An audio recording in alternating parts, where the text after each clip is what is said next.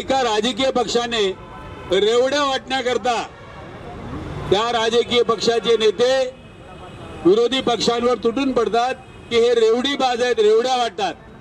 त्याच पक्षाने नागपुरात रेवड्या वाटवण्याचा कार्यक्रम केला आणि त्या रेवड्या वाटण्याच्या कार्यक्रमामध्ये एका महिलेचा, राजपूत नावाच्या एका महिलेचा तिचं निधन झालं। ती चेंगराचेंगरीमध्ये, त्या चेंगराचेंगरीमध्ये तिला दुखापत झाली आणि तिचं निधन झालं। प्राप्त माहितीनुसार 4 अधिक मजूर त्या चेंगराचेंगरीमध्ये चिरडले गेले, त्यांची प्रकृती गंभीर आहे। अनेक लोकांना दुखापती झालेल्या आहेत। त्यांच्या प्रती संवेदना व्यक्त करण्याकरता सुद्धा ज्या पक्षाने हे रेवडी वाटवाचा कार्यक्रम केला होता तो त्यांनी सांत्वना दिली नव्हती। आज काल जेव्हा पेपरने लोकमत, नागपूर टाइम्स यांनी जेव्हा टीका केली की अरे तुम्ही रेवडी वाटण्याचा कार्यक्रम केला होता, भोळी भाळी लोक तिथं गेली किंवा आम्हाला काहीतरी मिळणार आहे, पण त्यांचं तुम्ही योग्य व्यवस्थापन करू शकले नाही। फक्त उपमुख्यमंत्री देवेंद्र फडणवीस येणार आहेत म्हणून ते आल्यानंतर बघू म्हणून सुरेश भट सभागृहाची दारे सुद्धा उघडली नाही, प्रचंड गर्दी समोर होऊ दिली नाही। या प्रकाराने सुद्धा, या प्रकाराचा सुद्धा निषेध नोंदवणं हे महत्वाचं आहे। बंधूंनो, आमच्या प्रतिभाताई कोचे या ऑटो रिक्षावर जात होत्या आणि तिथं त्या रेवडीबाज कार्यक्रमामध्ये सहभागी होण्याकरता एक महिला जात होती, गरीब महिला। ती म्हणाली जर फुकटात काहीतरी मिळते तर आम्ही का घेऊ नये। कोचेताईंनी विचारलं की ही मंडळी जी देते आहे ही फुकटात देते आहे काय, कुठला पैसा आहे हा, कोणाचा पैसा आहे हा, ते काय आपल्या घरून देत आहेत, ते काहीतरी बांधकाम मजुरांना घरगुती उपयोगाची किट वाटत आहेत, हे काय आपल्या घरून वाटत आहेत काय।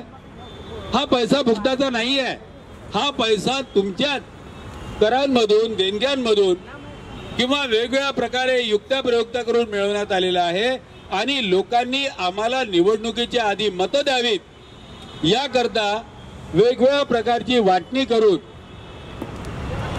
काही किट्स वाटून, काही पैसे वाटून आणि आता निवडणुका होतील तेव्हा तुम्ही बघाल दारू, बिर्याणी आणि बाकी वाटून ही मंडळी आपलं राजकीय हेतू साध्य करू इच्छिते। बंधूंनो, लोकशाहीमध्ये मतदारांना निष्पक्षपणे कोणताही दबाव न आणता, कोणताही लाचलुचपत न देता त्यांना मतदान करण्याचा अधिकार आहे।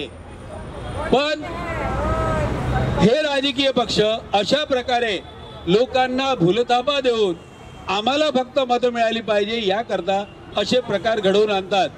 मला वाटते नागपूर येथे या रेवडीबाज पक्षाने जी दुर्घटना घडवून आणली त्याचा सुद्धा निषेध आपण केला पाहिजे।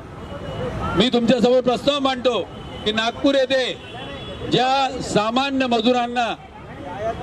मजुरांची जशा प्रकारे एक ज्याला असं म्हणता येईल एक हत्या करण्यात आलेली आहे त्याचा आम्ही निषेध नोंदवतो आणि शासनाला मागणी करतो की या घटनेकरता जबाबदार असलेला राजकीय पक्ष, मग तो कोणताही पक्ष असो, या घटनेकरता जबाबदार असलेले पदाधिकारी ज्यांचं व्यवस्थापन तिथं होतं, ज्यांनी बोलावलं आणि व्यवस्थापन योग्य न करता एका गरीब मजूर महिलेचा एक प्रकारे हत्या केली, अनेकांना ज्या प्रकारे जखमी केलं, त्यांच्या विरुद्ध भारतीय दंड संहिता, इंडियन पिनल कोडच्या अंतर्गत त्यांच्या विरुद्ध खटले दाखल झाले पाहिजे।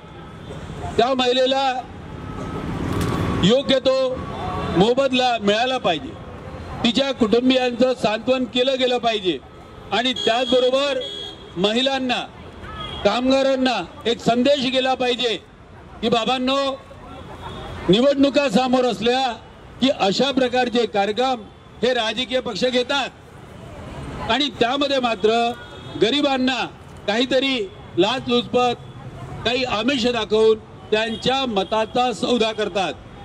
ही मताची सौदेबाजी आम्हाला मंजूर नाहीये।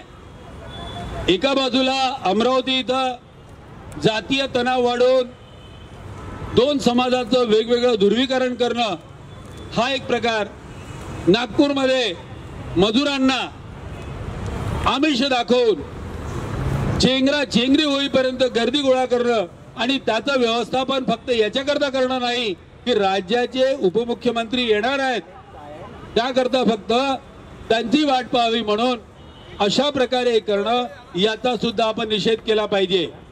निषेध केला पाहिजे की नाही? निषेध मंजूर? मंजूर?